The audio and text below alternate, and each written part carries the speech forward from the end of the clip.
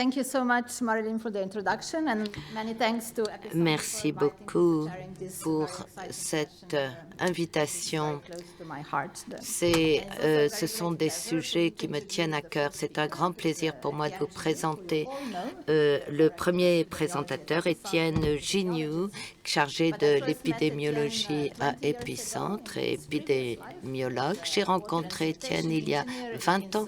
En fait, il travaillait dans l'EHA au assainissement, hygiène au Soudan, où ils ont dû combattre déjà l'hépatite E.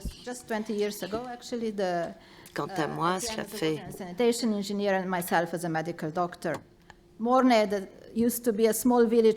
Je suis médecin. Modé était un petit village de 5000 personnes et a bientôt été occupé par des flots de réfugiés, peu d'accès à l'eau, l'assainissement. Et évidemment, il y a eu des épidémies de diarrhée sanglante. On se préparait pour une épidémie de choléra. Et on a eu de la dengue aussi, avec beaucoup de mortalité.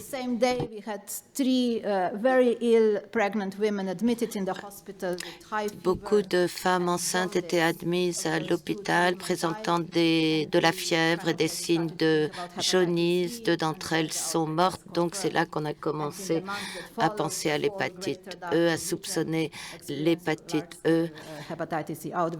Et puis, cette épidémie d'hépatite E s'est répandue à travers tout le Darfour. MSF a traité des centaines de milliers de patients. La mortalité était de 18% et 20% pour les femmes enceintes hospitalisées. Pour moi, en tant que clinicienne, je voyais beaucoup de femmes présentant des jaunisses, des insuffisances hépatiques graves, sévères. On n'avait rien pour les soigner. Et à la fin, les patients ont souvent une fièvre très élevée et on n'a rien pour les soulager, aucun médicament, car la plupart des médicaments qui soulagent la douleur sont hépatotoxiques et elles sont déjà en insuffisance hépatique. C'est très frustrant pour une clinicienne, on ne peut rien faire. Et du côté prévention, l'équipe veillait à ce que l'eau fournie à la population soit suffisamment chlorée et soit sûre, potable. On sait qu'il y a eu un impact, un lien entre l'eau et l'hépatite E, et en fait, boire de l'eau de surface chlorée accroissait le risque de contracter l'hépatite E. Une expérience très éprouvante. Hepatitis E outbreaks in African settings, and you can read them in Clinical Infectious Diseases. So both for myself and Etienne, this experience changed our life, and we thought public health is Cette expérience a changé notre vie. On a décidé que la santé publique, c'était crucial, et voilà pourquoi on s'est lancé dans l'étude de l'épidémiologie. Un peu de contexte concernant l'hépatite E.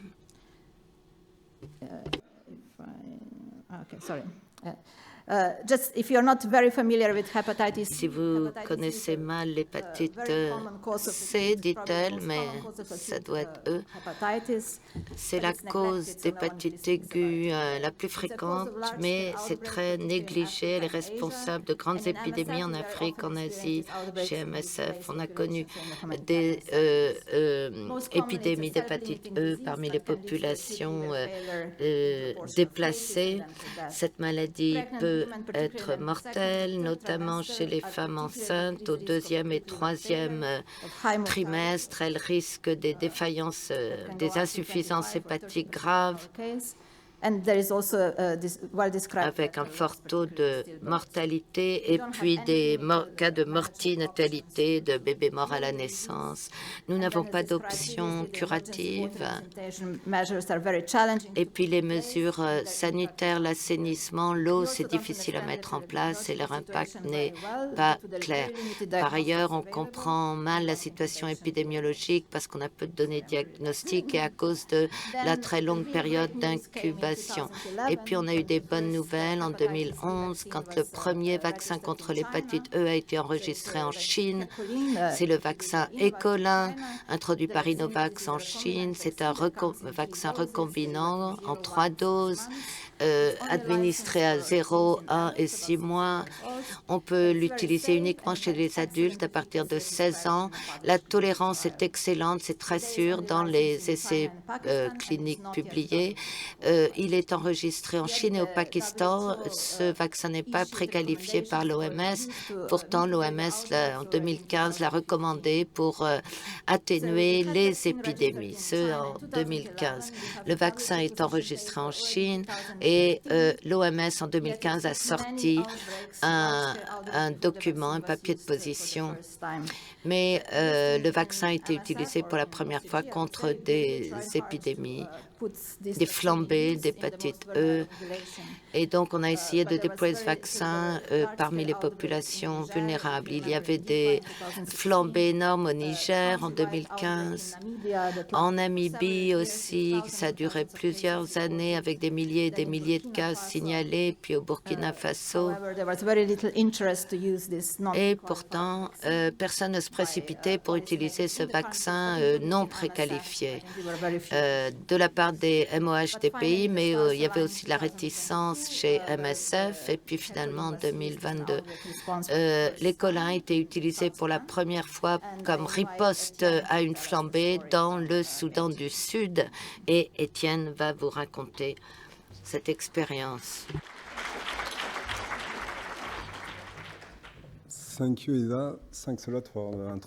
Merci Isa, merci pour cette présentation. Oui, c'était un grand périple et finalement à Bantu l'an dernier, 9 ans après Mornay, des années après l'homologation du vaccin, on a pu vacciner les premières patientes femmes. On l'a fait dans le cas de Bantu, au Soudan du Sud, 120 000 réfugiés, 120 000 personnes déplacées, des inondations, peu d'accès à l'assainissement. On a vacciné toutes les personnes âgées de 16 à 40 ans, presque 80 000 personnes, entre mars, avril et octobre 2022. I didn't. What I did wrong? Okay, this one. So concurrently with this widespread vaccination effort, we conducted operational. Alors, parallèlement à ces efforts de vaccination, on a fait de la recherche opérationnelle, d'abord pour décrire et comprendre l'adhésion de la population à la campagne de vaccination. Ce vaccin, par ailleurs, est un vaccin recombinant qui ne présente aucun risque pour les femmes enceintes. Voilà pourquoi on l'a inclus dans la campagne. Mais comme c'est un nouveau vaccin, on voulait documenter sa tolérance chez les femmes enceintes. C'est important pour 2 raisons. D'abord, à cause du fort risque de contracter l'hépatite C. Et puis, si on les exclut sans les tester, il faut exclure toutes les femmes en âge de reproduction. Et enfin, le vaccin a démontré une efficacité dans ces essais cliniques conduits en Chine, l'efficacité évaluée après 3 doses. Et après 2 doses, et on a cherché à évaluer l'efficacité du vaccin dans le contexte du Sud-Soudan, notamment en réponse à une épidémie suite à l'administration de 2 doses. Je vais vous présenter nos résultats. So the first question on coverage, we found D'abord, la première question sur la couverture vaccinale. Bonne couverture après une dose de vaccin écolin et pas de cas d'événements indésirables. Pas de différence significative dans la couverture après cette dose entre les femmes enceintes et non enceintes. L'acceptation, on a discuté en groupe, les participants connaissaient la maladie, l'avaient expérimenté directement ou indirectement par leurs proches. La maladie était perçue comme étant grave chez les femmes enceintes, également chez les enfants et chez les personnes âgées. Forte acceptabilité du vaccin, la confiance dans ceux qui administrent le vaccin. L'obstacle, c'est l'absence pendant la campagne, si les gens n'étaient pas là. Et les demandes, ils voudraient que le vaccin soit disponible aussi pour les enfants et pour les gens qui vivent en dehors du camp. Pour ce qui est de la tolérance du vaccin chez les femmes enceintes, on a cherché à deux questions. D'abord, déterminer si cette vaccination contre l'hépatite E pendant la grossesse accroît le risque de mort du fœtus et si la vaccination avant la conception accroît le risque de mortinatalité. On a donc étudié des femmes vaccinées et non vaccinées. On a fait un recensement dans ce camp de 120 000 personnes. Et 28 jours après la date d'accouchement prévue, on revoyait ces femmes, on allait les voir à la maison. Pour surmonter les biais potentiels associés aux études observationnelles, on a utilisé un cadre d'essai cible émulé.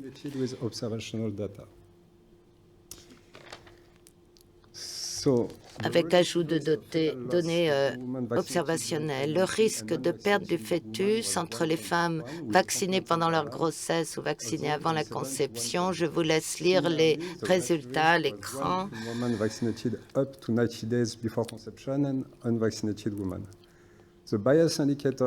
L'indicateur de biais post-accouchement montre un risque plus élevé mais non significatif chez les femmes vaccinées, qui montre qu'il n'y a pas de biais ou que s'il y a un biais, il a augmenté artificiellement le risque chez les femmes vaccinées. On a réalisé d'autres études, choisi quelques échantillons. On a exclu toutes les femmes qui n'avaient pris un vaccin que sous forme orale et sans carte qui le prouve.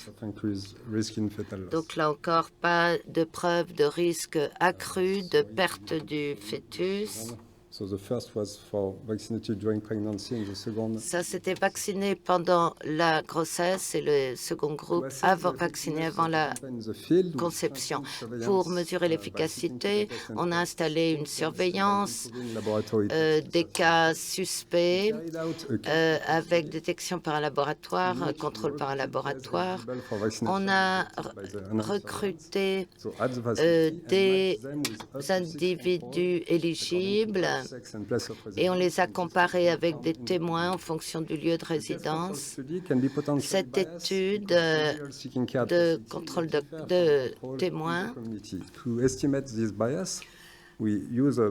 présentait un biais. On a mesuré l'effet du vaccin chez les individus qui présentaient des symptômes et qui étaient testés négatifs à l'hépatite E. Et donc, s'il n'y a pas ce biais, cet effet-là devrait être nul. Donc, pour vérifier ce biais, on a utilisé une conception de tests négatifs avec les cas positifs à l'hépatite E et négatifs à l'hépatite E. Dans notre première analyse avec les témoins, on a vu l'efficacité de 2 doses de vaccin, 67,8% et 65,5% après ajustement. Dans notre analyse des indicateurs de biais, ceux qui recherchaient les soins pour l'hépatite E avec jaunisse étaient plus prompts à se faire vacciner que les témoins dans la communauté. Donc, risque de biais négatif. On a comparé les comportements de recherche, de demande de soins, l'efficacité non ajustée 80% après ajustement 88,3%. Conclusion. In conclusion, we did reach the population. On a réussi à atteindre une population qui a bien accepté, bonne couverture vaccinale, grande demande de la part de la population, même au-delà de ce qu'on avait ciblé. On n'a pas trouvé de preuves de risque accru chez les femmes enceintes vaccinées. Et on a réduit le régime, 2 doses, donc 2 doses semblent être suffisantes pour protéger cette population. Je remercie le ministère de la Santé du Soudan du Sud, formidable partenaire, l'OMS aussi qui nous a beaucoup aidés dans cette aventure. Je remercie tous les personnels de MSF qui ont participé à ces études observationnelles. Ils étaient nombreux. Merci à la communauté de Bentiu et grand merci à Robin Nasbin, principal investigateur. Qui ne peut malheureusement pas être là aujourd'hui, dû à un heureux événement. C'était Robin qui a mené la plupart de ces études, qui était principal investigateur. Et je veux aussi remercier encore Isa et Andrew, parce que ça a été vraiment un long combat, on va dire, pour en arriver là aujourd'hui. Je suis vraiment très fier de pouvoir vous dire aujourd'hui qu'on a pu vacciner et mesurer cette vaccination. Voilà.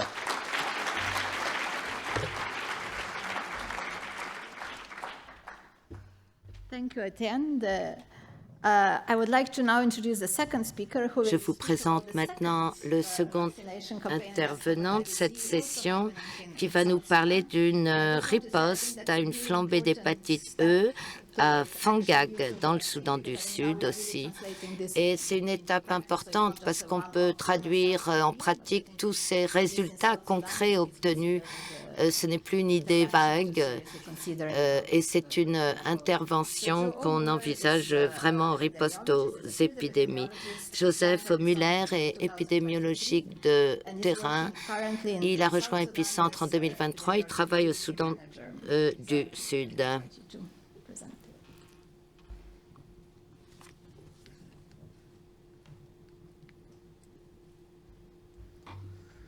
Hello everyone. Bonjour à tous. My name is Joe Muller and today I'll be presenting. Je m'appelle Joe, donc Muller. Je vais vous présenter une riposte à l'épidémie d'hépatite E à Fangag au Sud-Soudan, la couverture et l'acceptation. On a ciblé des femmes en âge de reproduction. MSF gère un hôpital dans la ville de Old Fangag depuis 2014. C'est situé dans une région très marécageuse et il y a beaucoup de crues, d'inondations, notamment en 2019. Et pour une population de plus de 146 000 personnes, on a un petit hôpital avec 40 lits. Vous voyez sur la carte, notre hôpital est situé non loin de Bentiu, où Étienne a conduit les études qu'il vient de vous présenter. Depuis avril 2023, on a détecté 585 cas suspects de cas d'hépatite E dans l'hôpital de Old Fangag. Certains avec un test de diagnostic rapide, 261 ont été confirmés, 21 sont morts et sur ces cas, 113 étaient des femmes âgées de 16 à 45 ans et 8% des décès, malheureusement, soit 38% des individus étaient des femmes enceintes. Et 2 grands événements ont eu lieu pendant qu'on faisait cette détection de cas. D'abord en rose, c'est une nouvelle définition de cas qui nous permet de détecter plus de cas suspects à l'hôpital. Et en vert, là, c'est lorsqu'on a obtenu la deuxième et troisième vague de vaccination, notamment pour les cas suspects. Depuis qu'on a détesté ces cas en avril, le ministère de la Santé a déclaré une flambée d'hépatite E dans le comté de Fangag. En 2023, on a décidé en novembre, 2 mois plus tard, de lancer une vaccination. Deuxième vague en janvier 2004 et en février, Épicentre a commencé à étudier étudié cette campagne de vaccination. Et à l'heure où on parle, la troisième vague est en cours à Old Fangak. Alors, la stratégie d'OCP, c'était comme à Bantu, avec quelques différences, donc 3 vagues, en suivant les recommandations, en donnant la dose à 0 mois, 1 mois et 6 mois, donc de décembre à mai, en utilisant le vaccin Écolin dans 2 lieux, au Fangag et à Mareang et Tosh et Payam. Ça concernait les femmes âgées de 16 à 45 ans, 12 776 femmes. Le fabricant du vaccin recommande un âge minimal, n'est-ce pas? Et OCP a décidé donc de s'arrêter à l'âge de 45 ans et de le donner aussi bien aux femmes enceintes que non enceintes. Là, problème d'accès uniquement par avion, problème de chaîne du froid, visage reculé, difficile d'accès, il faut traverser des petits bras d'eau, de mer, utiliser des canaux. Il fallait aussi sensibiliser la communauté à ce nouveau vaccin et à cette population cible très particulière. Les résultats, eh bien, cette campagne de vaccination a permis de vacciner plus de 10 000 femmes et on a pu vacciner dans 2 lieux. Alors, on voulait étudier la couverture à épicentre, voir la couverture vaccinale atteinte, étudier l'acceptation, la tolérance, la stratégie. On a opté pour une approche avec méthode mixte. On surveillait aussi, dans le cadre de la surveillance, les réactions adverses. Donc, on a étudié la couverture vaccinale, l'acceptation, la tolérance, la description de la flambée épidémique. Et puis, on a couplé une enquête de couverture style OMS avec des discussions de groupe centrées sur le sujet et puis une analyse plus en profondeur au sein de la communauté.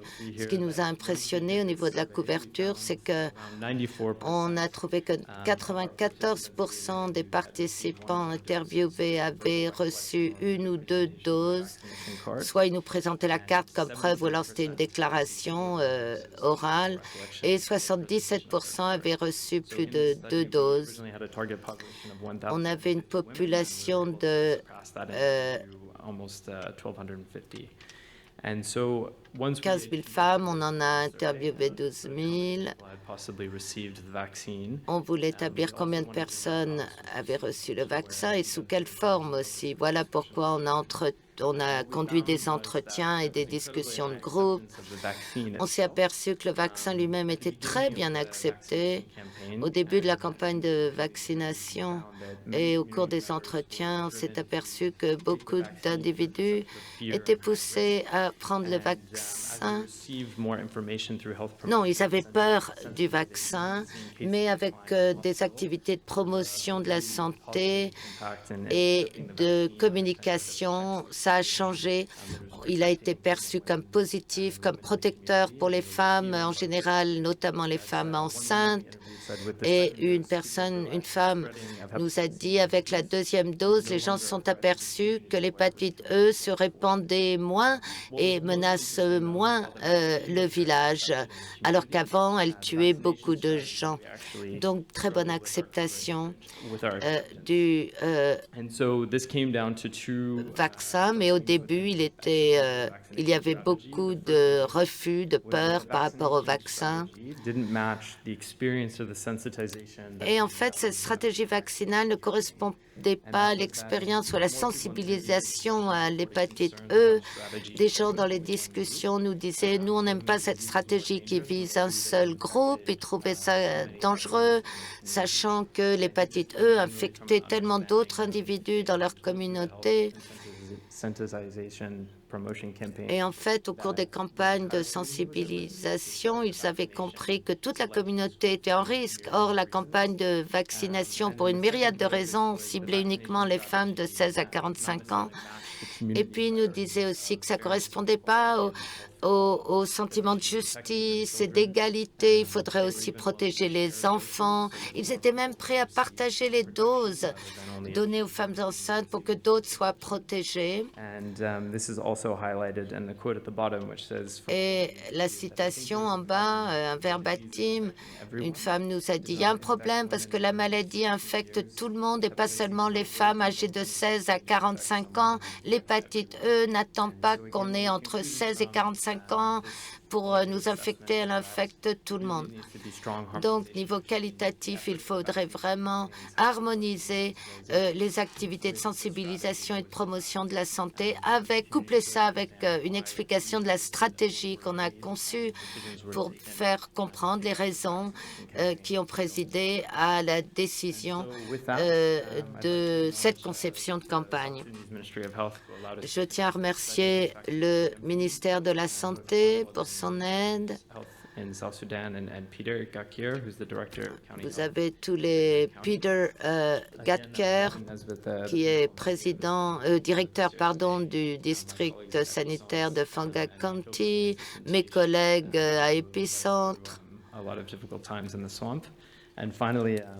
qui nous a aidés quand on pataugeait dans les marais.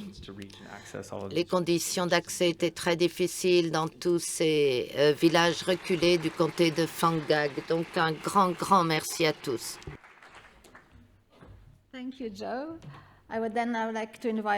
Merci. Je vais demander Mélanie Marty à nous rapporter son expérience pratique et aux aspects politiques. Mélanie Marc a un master en santé publique. Elle est également épidémiologiste de terrain. Elle travaille au secrétariat du groupe SAGE, qui conseille l'OMS sur tous les aspects de la vaccination. Et elle est également le point focal de l'OMS pour l'hépatite C. Et donc, elle va évidemment avoir beaucoup de choses à nous dire sur cette initiative.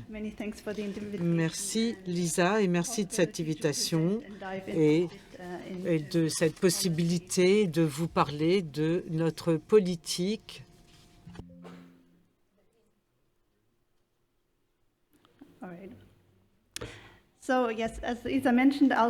Comme Isa vous l'a dit, je vais m'éloigner un petit peu du terrain pour parler de la politique qui a été définie en 2015 par l'OMS, qui a été d'ailleurs publiée avec le papier de position sur l'hépatite C. Et évidemment, l'OMS reconnaît le fardeau de cette maladie en tant que problème de santé publique. Dans ce papier de position, l'OMS ne fait pas de recommandations sur la vaccination de routine, mais dit que les pays peuvent utiliser ce vaccin en fonction de leur épidémiologie. Alors, c'est sans doute le point politique le plus intéressant de ce papier, c'est cette possibilité de vacciner en cas d'épidémie pour des groupes en particulier, y compris les femmes enceintes, afin de limiter les conséquences de l'hépatite C dans ce groupe à risque. Comme Isa vous le disait, depuis 2015, il y a eu de multiples efforts pour utiliser ce vaccin et ça s'est révélé relativement frustrant. En effet, ce vaccin n'a pas vraiment été utilisé en dépit de la politique en place. Alors, pour plusieurs raisons, des manques de données. Ça a été une des motivations pour le peu d'adoption du vaccin. Et avec évidemment un cercle vicieux, c'est-à-dire qu'on n'avait pas assez de données, on n'utilisait pas beaucoup de vaccins en raison de ça, et évidemment le serpent se mord la queue. Et en 2022, heureusement, ce cercle vicieux a été brisé grâce à l'utilisation de ce vaccin au Sud-Soudan, et ça a permis de renforcer la position politique de l'OMS. Et SAGE, le groupe d'experts, a repris son travail sur la base des données du Sud-Soudan qui viennent d'être présentées présentée par Étienne et a donc renforcé cette recommandation d'utilisation du vaccin dans ce contexte très sujet aux épidémies et en proie à un conflit. Sage dit également, comme on l'a vu au Sud-Soudan, c'est important d'accompagner toutes les utilisations de vaccins d'un programme d'éducation et de recherche en santé publique. Également, l'un des fondements de cette revue du SAGE sur la dose est basée sur l'expérience au Soudan avec un régime vaccinal à 3 doses qui était très difficile à maintenir, comme on l'a souligné d'ailleurs dans un des articles publiés. Et donc ce régime à 2 doses, à 0 et 1 mois, a permis de conclure que dans ce contexte particulier, c'était sans doute souhaitable. Et d'ailleurs, les recherches, il y a eu cela accompagné par des recherches sur la vaccination pendant la grossesse contre l'hépatite. Alors, il y avait aussi des réserves de vaccins qui a été stock approuvé par l'ICG et donc ce sera la 5e preuve de concept de réserve de vaccins préqualifiés pour une période de 3 ans. C'est un mécanisme qu'il faut encore mettre en œuvre, mais on espère que ce sera en place bientôt. Et puis, autre aspect, le Gavi est également en train de prendre en compte la constitution d'un stock de vaccins avec, sous réserve que le produit soit préqualifié et disponible. Il y a eu d'ailleurs des signaux positifs du comité programme et politique et ce sera présenté au bord du Gavi en juin. Et je m'en tiendrai là. Merci.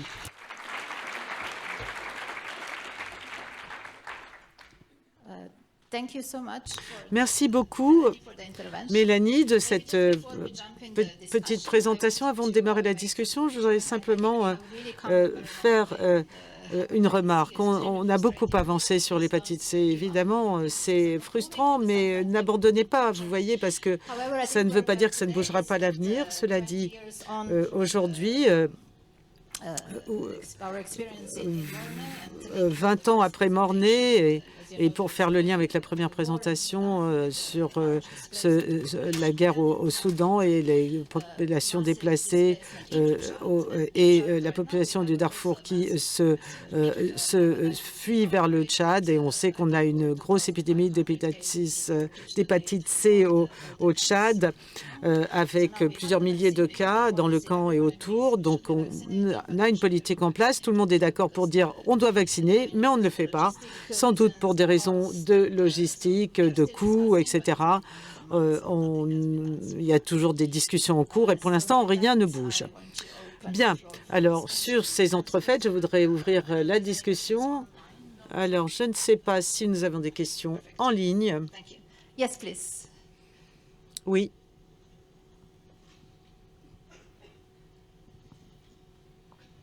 Merci.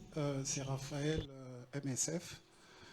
Alors, je vais poser une question à Étienne et puis une autre question à Mélanie.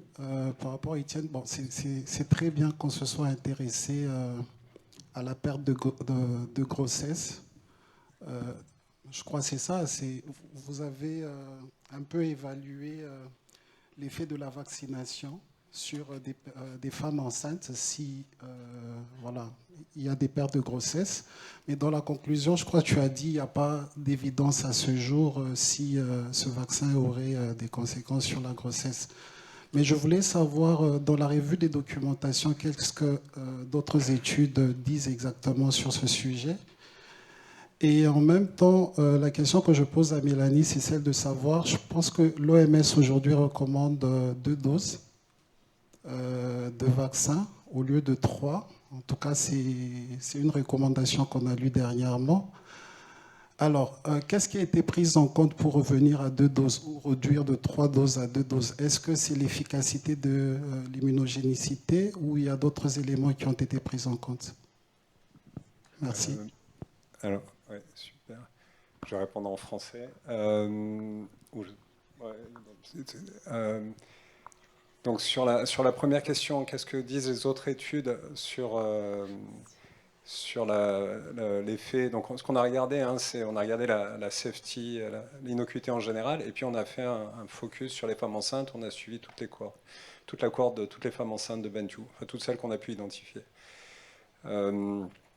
À ce jour, les femmes enceintes étaient exclues des essais cliniques. Mais donc, en fait, néanmoins, il y a eu à peu près une centaine de femmes enceintes qui ont été, par inadvertance, incluses dans 2 essais cliniques, dans l'essai clinique initial et dans un autre essai clinique, où le vaccin contre l'hépatite E était utilisé comme placebo, enfin comme groupe contrôle contre l'hépatite C. L'hépatite HPV, pardon. HPV.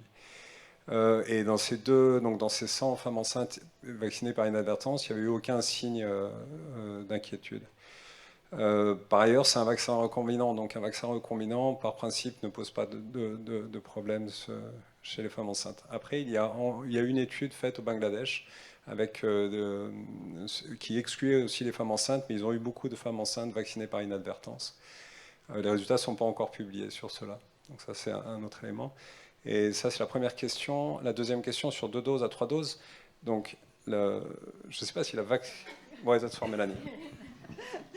Thank you very much. I'll answer in English. Oui, je vais répondre en anglais. Oui, SAGE, en mars de cette année, a recommandé le régime à 2 doses dans ce contexte très propice aux épidémies et en conflit, pour faciliter, et ça a été appuyé par une revue complète de la littérature sur l'efficacité, l'immunogénicité, et d'ailleurs ça a été publié sur notre site internet, vous pouvez la consulter, mais la principale conclusion de cette revue, c'était de dire qu'on avait une efficacité, une immunogénicité élevée avec 2 doses, et que ça c'est basé sur les essais de phase 3 où il y avait plus de 300 000 sujets vaccinés en Chine, et on a aussi d'ailleurs des données de suivi sur 10 ans qui nous ont permis d'établir l'immunogénicité du vaccin avec un régime à 2 doses.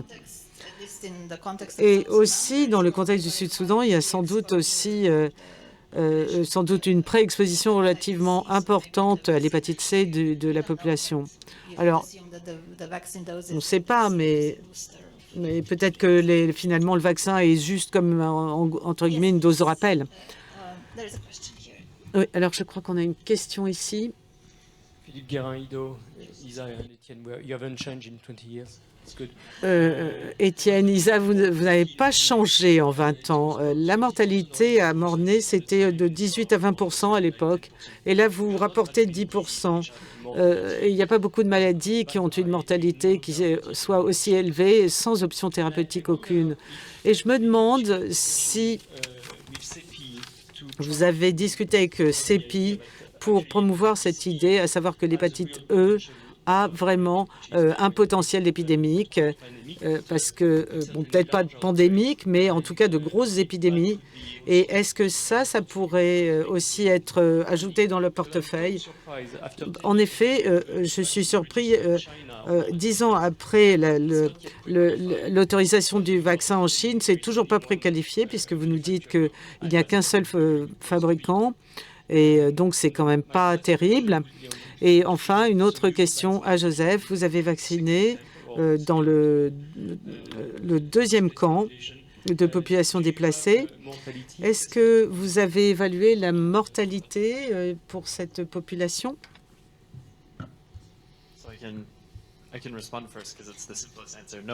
Non, on ne les a pas, ces évaluations de mortalité pour l'instant. Alors c'est peut-être quelque chose dont on pourrait s'occuper à l'avenir, mais ce n'est pas le cas pour l'instant. Je voudrais corriger. J'ai dit 18%, mais c'était la mortalité des patients hospitalisés. Je crois que la mortalité était de 2-3% de la population générale. Et quand on prend en compte tous les cas de cette of the hospitalized patients. C'était 18%, non pas des confirmés, mais des cas de patients hospitalisés. Patients hospitalisés. Or supervision, I think.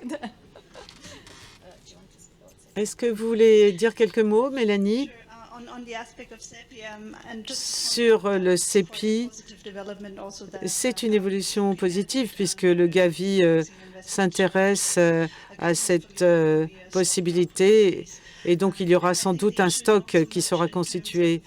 the vaccine itself, I mean, Alors, we have that tool ce qui peut interroger, c'est pas tellement le vaccin lui-même. On a maintenant cet outil en place depuis 2011 comme vaccin autorisé. Et il y a aussi un deuxième fabricant maintenant qui a un produit en phase clinique. Mais cette question d'absence d'utilisation répond à plusieurs raisons. Sans doute l'absence de préqualification, certes.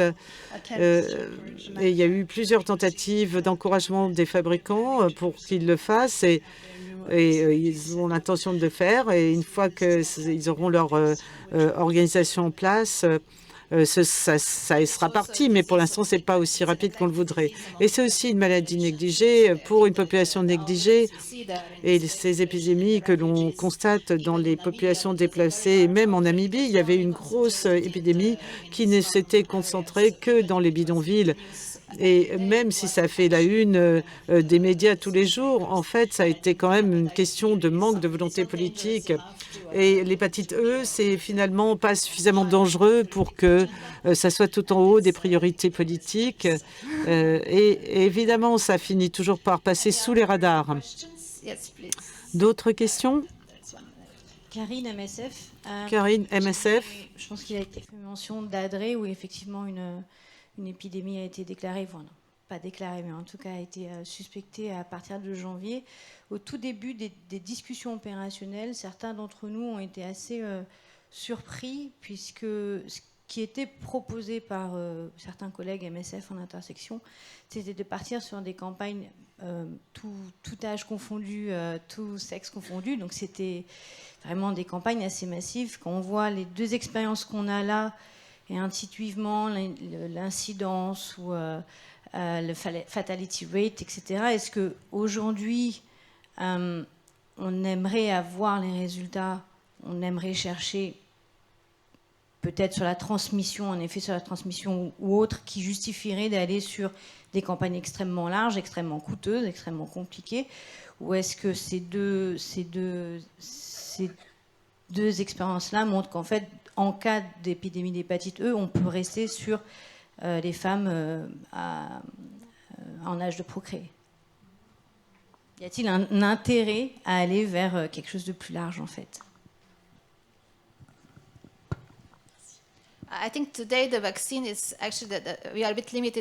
En fait, on est quand même un peu limité avec ce vaccin parce qu'il n'est pas autorisé pour les enfants.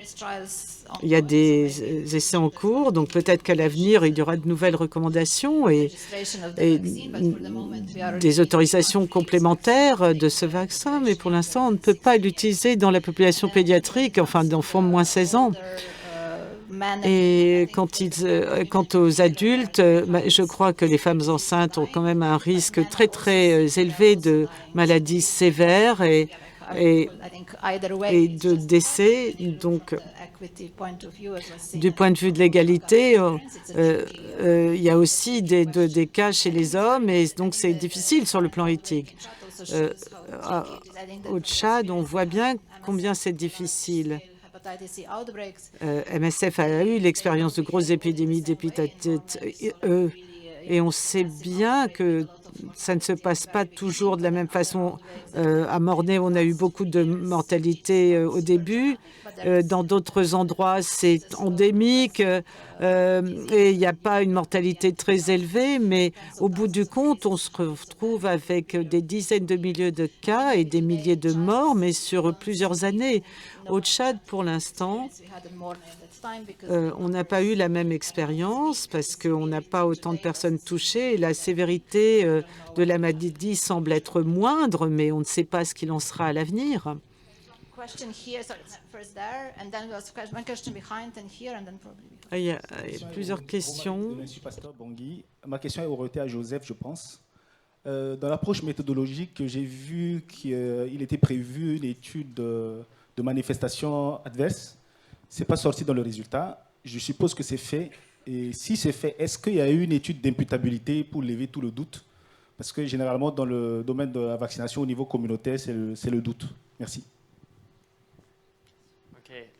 So for the adverse events, Alors, les événements adverses, quite a challenge operationally. ça n'a pas été évident dans cet endroit de faire le suivi, parce que Ofinga, par rapport à Bentiu, Olfangark, ce n'est pas un camp, c'est dans une zone marécageuse. Le village le plus près est en général à 30 minutes par bateau. Donc, pour aller au centre de santé et pour établir les événements adverses et pour suivre et corriger déjà ces résultats, ce n'est pas évident.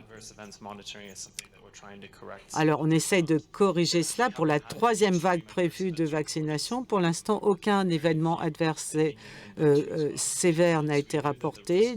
D'ailleurs, ça n'a pas été le cas non plus pour Bentiu. Et pour l'instant, c'est vrai que c'est un gros défi opérationnel de suivre ces événements adverses dans cette zone marécageuse qui est très... On a des patients très dispersés et ce n'est pas évident de gérer les équipes à la fois du MOH et de MSF. Pardon.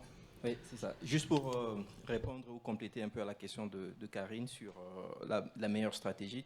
Moi, je pense que non, en termes de... Il y a un élément qui n'a pas été mentionné, c'est tout ce qui concerne le Watson, le volet communautaire également. Donc, il n'y a pas que le volet vaccination. Parce qu'il y a cibler les femmes enceintes ou en âge de procréer. En termes de durée de l'épidémie, en termes de choix opérationnels, on doit tenir compte de cela. Donc, en termes de casser l'épidémie, de la durée de transmission, c'est ce qu'on est en train de voir à Olfangak. Donc, l'épidémie peut durer plus longtemps en termes de transmissibilité. Est-ce qu'on cible tout le monde? On cible une catégorie spécifique en fonction de la case fatality rate, et tout en incluant également tous les aspects, comme je dirais, communautaires, en termes de sensibilisation, volet Watson également, qui n'a pas été mentionné. Moi, je pense que c'est tout un tout.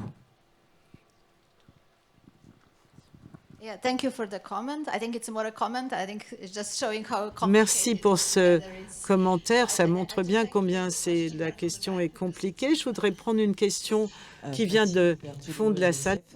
En plus du super vaccin, est-ce qu'éventuellement il y a des médicaments, des traitements dans le pipeline? Je crois que la réponse est en gros non. Il y a des antiviraux qui peuvent être utilisés pour le traitement de l'hépatite E chronique et aussi de sa forme aiguë, mais dans le contexte du génotype 3 et 4. Donc, c'est des maladies quand même très différentes. Et je crois que ça va être très difficile d'avoir d'autres antiviraux et il va peut-être falloir se tourner vers d'autres types de médicaments parce que cette insuffisance hépatique peut tuer les gens quelques jours après la survenue des symptômes. Et quand on lit aussi les papiers sur l'infection chronique, il faut des semaines ou voire des mois pour abaisser la charge virale et qu'elle devienne indécelable. Alors, je crois qu'il nous faut nous en tenir là et avec nos excuses, mais vous aurez peut-être l'occasion de poser vos questions en direct pendant la pause déjeuner.